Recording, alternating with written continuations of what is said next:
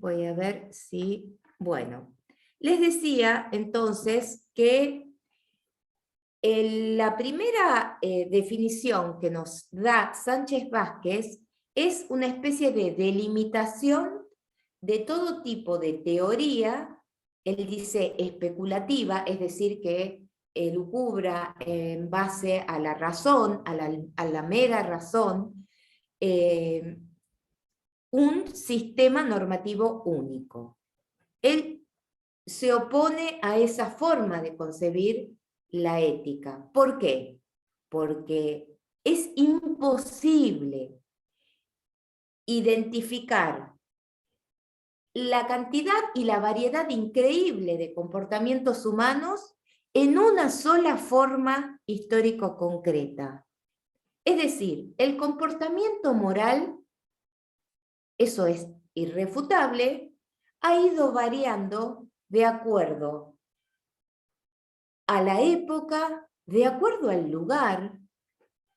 No son lo mismo las normas con las cuales se manejaban nuestros abuelos, y ni siquiera, fíjense ustedes, tampoco podemos decir que sea el mismo sistema moral o el mismo código normativo que existía en la Edad Media, en cualquier pueblo de Europa, que en el siglo XXI en algún país latinoamericano. Es decir, objetivamente vemos que hay normas que van variando con el tiempo y con el lugar. Entonces, ¿qué es lo que vamos a tratar de hacer acá? Vamos a tratar de ver justamente a la moral como un tipo de conducta especial, porque hay muchísimas disciplinas que abordan la conducta humana, como puede ser el derecho, la psicología, la sociología, pero, a ver, la ética aborda especialmente el hecho moral, ¿sí? La conducta moral de individuos que están ubicados en un espacio y un tiempo determinado, y que además interactúan con el grupo social en el cual se encuentran insertos. Es decir, la ética, además, la moral, existe necesariamente y cumple un tipo de función social.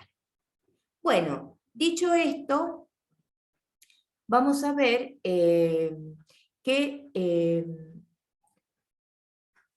justamente el debate se trata con un tipo de concepción de la ética que es una ética fundada en el normativismo, es decir, una ética que dicta leyes, principios o normas que deberían ser válidos para todos los hombres en todo tiempo y lugar.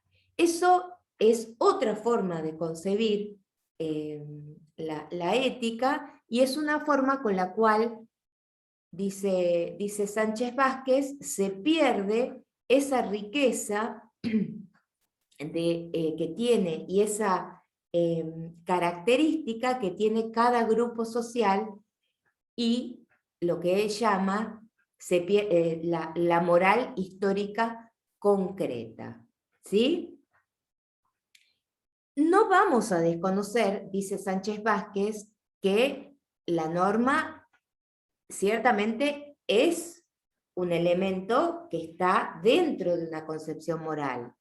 Es decir, no obramos por impulso, no obramos, sino que ya sea para llevarla adelante o para no obedecerla o no concretarla, hay una norma que existe en todos nosotros. No necesariamente significa que la vayamos a cumplir, pero el hecho, y eso es una característica también de las normas morales, ya el hecho de que se la incumpla y que inclusive exista un temor a una sanción, ya da cuenta de la existencia de una norma moral. Entonces, lo primero que vamos a decir es que no es tarea de la ética dictar normas o proponer códigos morales. ¿Sí? Entonces, ¿cuál va a ser la tarea de la ética? Bueno, va a ser, de alguna manera, explicar cuáles son los cambios y cómo se desarrolla el hecho moral, cuál es su forma histórica principal, cuáles son los cambios históricos sociales que se fueron dando a lo largo de la historia, investigar si existe o no un progreso moral, ver cómo inciden los factores económicos, políticos, sociales, ideológicos dentro de la realización de una moral. Es decir, va además a investigar sobre la estructura del juicio moral. Va a ver cómo se justifica dentro de una sociedad ese juicio y sobre todo, tratar de demostrar que no existe un normativismo ético a priori, fuera de toda experiencia y fuera de las condiciones reales, materiales, con las que se desenvuelve una sociedad. Acá ustedes van a ver, traten de imaginarse un hecho moral y cómo lo explicarían ustedes. Vamos a ver que hay dos intentos de explicar a lo largo de toda la historia, y uno va a decir lo siguiente: se actúa en base a un principio, a una ley moral, y esa ley moral siempre debe ser obedecida por todos los hombres en todo tiempo y lugar. Esa es una forma de concebir las acciones fundada en lo que se denomina un idealismo. ¿Por qué? Porque hace abstracción de todas las condiciones materiales que rodean un hecho moral, de todas las del contexto histórico, de todo aquello que pueda tener un anclaje en este hecho moral al cual nos referimos. También tenemos otra forma de explicar las acciones morales, y es diciendo lo siguiente: las acciones, son morales o no, podemos explicarlas no por los principios, no por las leyes, sino por las consecuencias que tienen esas acciones. Bueno, parecieran que estas son las dos únicas formas de explicar un hecho moral, y por eso es importante este texto que estamos viendo, porque va a hacer un intento, por otro lado, de superar esto.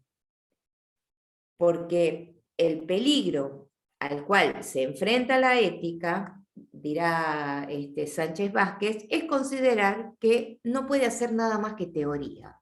Es decir, solamente puede opinar si existe una metaética, es decir, ponerse por afuera de una teoría y decir en qué consisten las normas, en qué consiste o a qué llamamos un deber, etcétera, etcétera. Nosotros, dice Sánchez Vázquez, lo que tenemos que rescatar del fenómeno moral es su riqueza histórica, su riqueza social.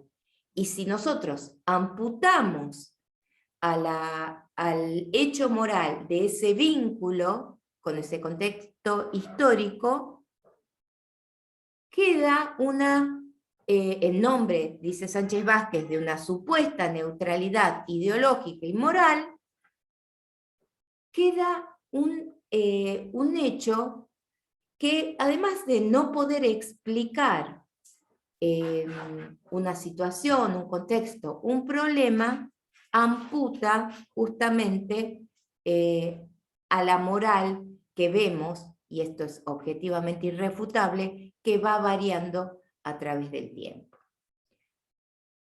Fíjense ustedes que, y esto no lo desconoce Sánchez Vázquez, hay un peligro, que es el peligro de caer en un relativismo ético.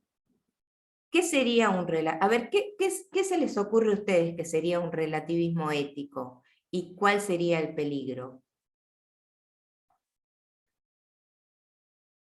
Están muteados, ¿no? Vamos a empezar por lo siguiente. ¿Entendieron hasta acá lo que yo les más o menos les estuve diciendo? ¿Sí? Sí, sí, se entendió. Bueno. Yo por relativismo ético entiendo que es una situación que no es concreta. Por ejemplo, robar es algo que universalmente está mal. Y un relativismo ético sería una situación donde no se puede medir la gravedad, el daño que se realiza a la moralidad social. No sé si me explico.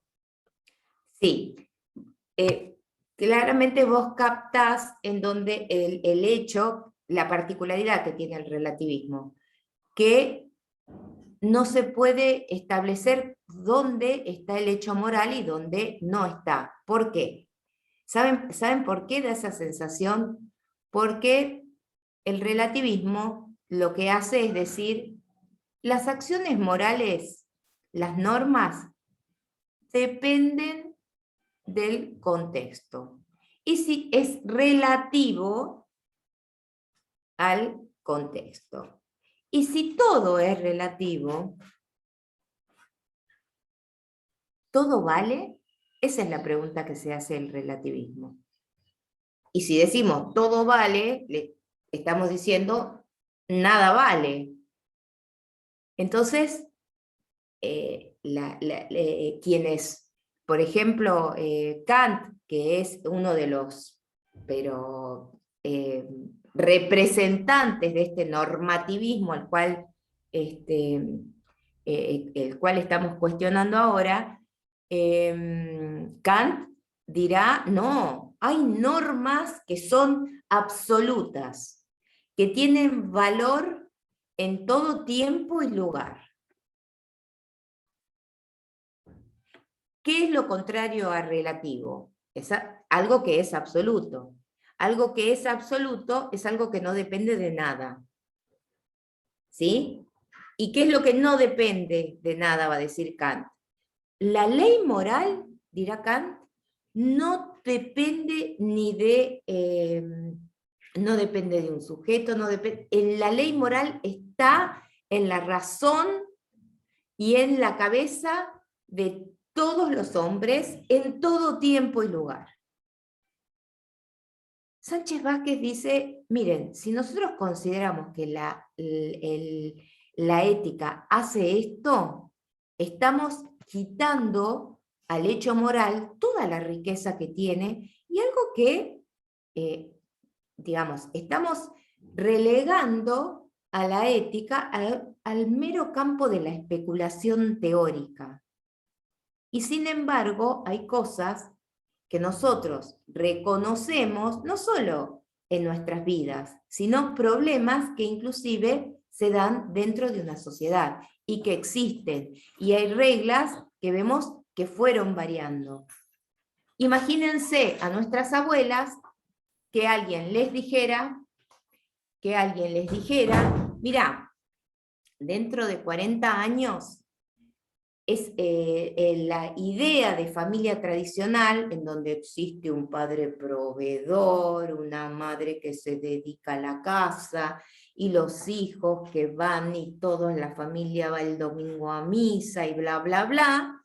En 40 años va a existir en el Código Civil de un país la idea de una familia monoparental, de una familia homoparental, va a existir matrimonio igualitario, la sociedad va a aceptar que el amor tiene distintas expresiones, es decir, y no eso solamente, porque habrá quien esté de acuerdo o quien no. A ver, el rol de la mujer, el rol de esa misma abuela, 40 años después, no va a ser el mismo, ¿o sí? Entonces, esto es lo que Sánchez Vázquez dice, no puede existir una ética normativa y única. Ojo, yo les estoy vendiendo ahora a Sánchez Vázquez, pero en la próxima unidad les voy a vender Kant con la ética normativa como, vamos a mostrar las ideas de uno y otro. Todo esto es para que nos saquemos de la cabeza que la ética les va a dar normas, recetas y códigos, ¿sí? Ahora, ¿es inútil la ética si no nos puede brindar recetas? No. Hay criterios con los cuales nosotros podemos abordar la realidad, podemos explicarla, dice Sánchez Vázquez, inclusive podemos, además de explicarla, podemos ver si existía una moral dominante, una moral que era legitimada, si existía, es decir, nos metemos de lleno en los problemas sociales porque los problemas sociales y éticos no son problemas que están en un cielo o en una teoría fuera de toda realidad, sino que son problemas que están imbricados con lo que tiene que ver con lo político, lo ideológico, lo cultural, lo económico. Y esa es la riqueza que tiene la ética. Bueno, ¿alguna pregunta hasta acá? Bien. Bueno, entonces,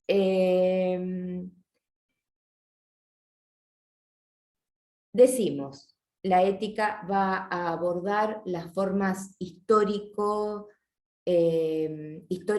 y sociales principales, va a tratar de explicar por qué se dan esos cambios históricos, va a tratar de ver si hay un progreso moral, va a tratar de ver en qué manera inciden los factores económicos y sociales y políticos, y sobre todo va a tratar de dejar de lado la idea de un sistema normativo único y superar el peligro del relativismo ético. Bueno, ¿cuál entonces va a ser el objeto de la ética? Empecemos por preguntarnos cuáles son algunas de las cuestiones éticas. Van a ver ustedes en el resumen que hace Sánchez Vázquez que él presenta distintas situaciones dilemáticas. Cuando hablamos de dilema moral, es importante tener en cuenta que un dilema moral no significa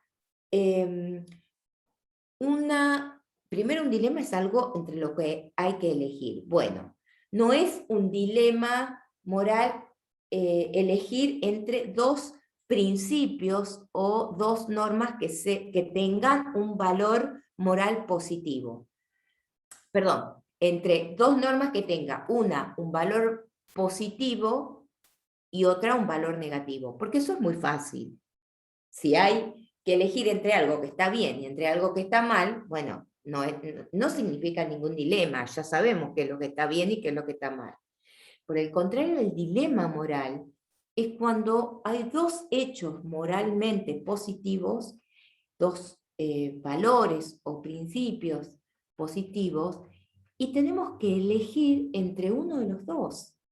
De modo que, eligiendo uno, relegamos el otro a la nada. Hay muchos ejemplos de esto. Bueno, lo que nosotros tenemos que tener en cuenta, dice Sánchez Vázquez, es que hay muchas situaciones en donde tenemos auténticos dilemas. Él pone el ejemplo, dice, supongamos que alguien tiene un amigo muy querido. Contextualicemos. En la Segunda Guerra Mundial, alguien que está en un grupo que pretende resistir a los nazis, digamos que descubre que su mejor amigo es un nazi. ¿Qué tengo que hacer? ¿Denunciarlo? Y dejar a pesar de que es mi mejor amigo, o quedarme en silencio porque es en nombre de una lealtad a una amistad. O sea, ¿debo decir siempre la verdad? O a veces, para evitar una situación mala, debo mentir. ¿Debo decir siempre la verdad y causar daño? ¿O no infiero un daño, pero oculto la verdad? Miren, hay un sinfín de situaciones dilemáticas por el cual todos hemos pasado y que nos muestran la complejidad de lo que significa un juicio moral. Todos estos problemas son problemas prácticos. Son problemas que plantean relaciones efectivas, concretas, entre individuos y otros individuos e individuos con una sociedad. Y además, la solución de estas situaciones no afectan solamente a un sujeto, sino que probablemente haya otras personas que van a experimentar las consecuencias de esa acción.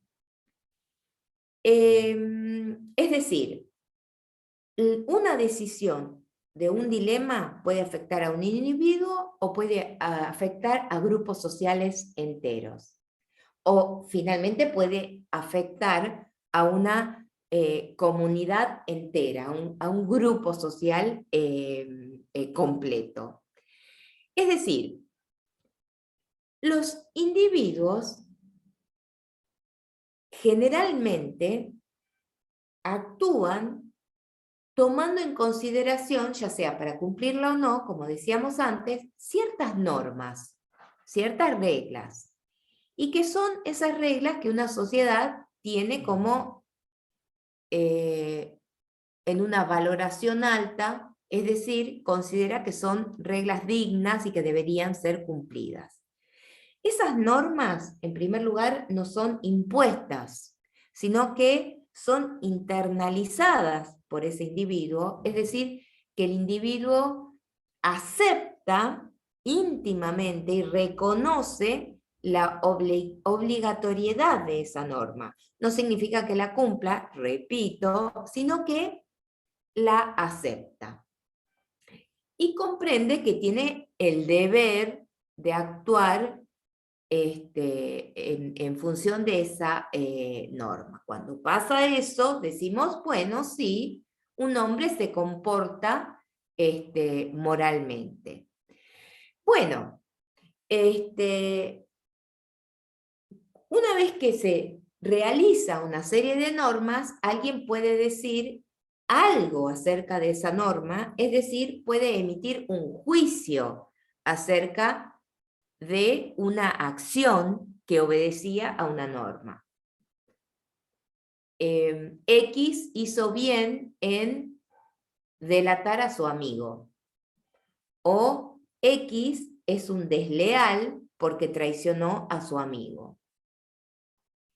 O sea, tenemos normas, tenemos juicios sobre esas normas. Entonces, por un lado, tenemos actos o modos de comportarse los hombres ante ciertos problemas que llamamos morales. Y por otro lado, tenemos juicios que se realizan sobre esos actos, ¿sí? Claramente, esos actos presuponen normas que se llevan adelante. Y esas normas son las que le señalan a los individuos qué es lo que debe hacer, independientemente de que lo cumpla o no la cumpla. Es decir, nuestra vida tiene problemas prácticos y a pesar de que ustedes no sepan qué es un juicio, qué es una norma, reconocen todo esto que yo les estoy diciendo simplemente por el hecho de basarse en la vida que ustedes tienen. Bueno, entonces, cuando nosotros reflexionamos sobre esto, ya estamos pasando del plano de la práctica moral a la teoría moral. Dice Sánchez Vázquez, pasamos del plano de la moral efectiva a la moral reflexiva. A diferencia de los problemas morales con los cuales que yo les enunciaba recién, esos dilemas que hablábamos, los problemas éticos se caracterizan por su generalidad. El problema práctico es un problema que tiene un individuo en una situación concreta. Ahora, lo que hace alguien que se ubica en el terreno de la ética es ver esos problemas en términos generales. ¿Por qué? Porque el problema de qué tenemos que hacer en cada situación es un problema práctico, es un problema moral. Ahora, el problema de cómo explicar por qué una persona, por qué una comunidad se comporta o enarbola determinadas normas, ese sí ya es un problema ético, ¿sí?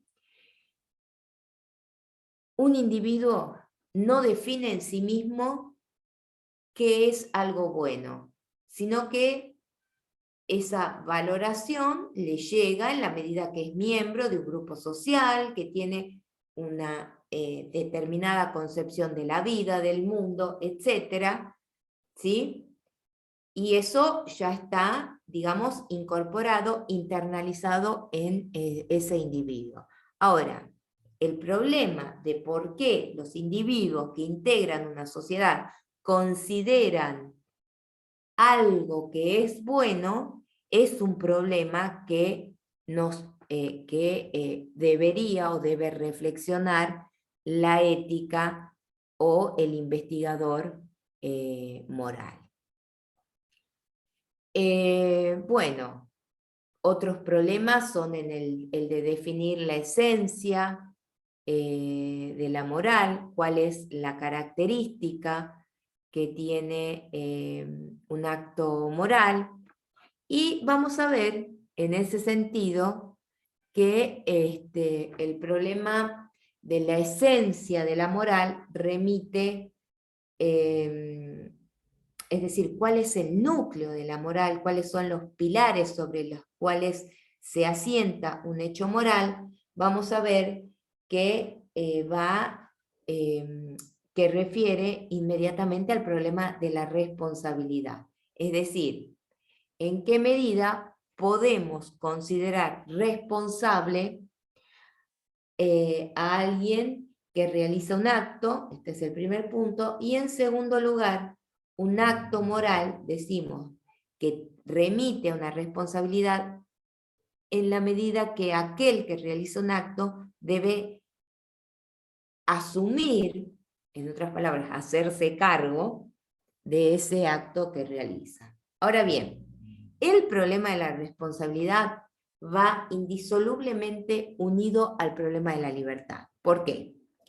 Porque un individuo que tiene que realizar un acto se supone que tiene que elegir entre una, dos o más opciones y que realiza esa elección en base a una característica que le es propia, que es su libertad. Es decir, el problema de la decisión va ligado al problema de la elección libre de un acto digamos, de un individuo que decide llevar adelante un acto, pero ese acto supone una voluntad que es libre. Por eso, la libertad es inseparable de la responsabilidad. Dice Sánchez Vázquez, decidir y obrar en una situación concreta es un problema práctico-moral, pero investigar el modo cómo se relaciona la responsabilidad moral con la libertad, ver si hay algún determinismo en los sujetos o en la sociedad, ver si esta libertad se encuentra coartada o no, ese es un problema teórico que le corresponde a la ética. Entonces, problemas como la obligatoriedad moral, como la naturaleza y fundamento de la conducta moral, el problema de si es un acto individual o colectivo, todos esos problemas son problemas que deben ser abordados por la ética. Ahora bien, dijimos al comienzo que la ética va a intentar explicar y aclarar, o en todo caso investigar, digamos, cuáles son las características de una moral que varía, que va variando históricamente y que con esa mutabilidad, con esa variación, van también cambiando muchos de sus principios y de sus normas. Figurémonos, dice Sánchez Vázquez, que exista alguien que nos diga, no, lo que hay que hacer es mostrar cómo hay principios y normas que se encuentran en una sociedad siempre en todo tiempo y lugar. Bueno, hacer esto, dejar de lado toda experiencia histórica y moral, significa caer en el riesgo de dejar de explicar la realidad que supone un hecho concreto. Él usa la palabra amputación, amputamos la realidad, ese fenómeno moral. Pero no deja de ser cierto que ciertas teorías, dice, tratando de llevar adelante esto, en realidad se vuelven hasta casi doctrinarias, dogmáticas, y dejan de ser una investigación o dejan de tratar de esclarecer la moral como un comportamiento efectivo, o sea, que se da en la realidad, y comienza a ser, dice Sánchez Vázquez, una especie de justificación ideológica de una moral dada. Y que en realidad, y esto es muy importante, responde a necesidades sociales determinadas, o sea, de un sector de la sociedad.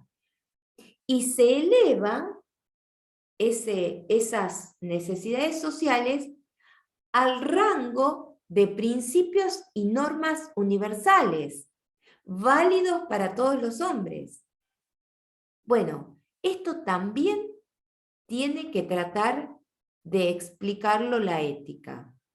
Es decir, explicar si existe algún tipo de moral que quiera elevar a universal algún grupo o algún tipo de normas que hayan a lo largo de la historia buscado elevarse al rango de universal y de ser aplicables a todos los hombres. Esto la ética lo tiene que explicar. Tiene que poder explicar también por qué existe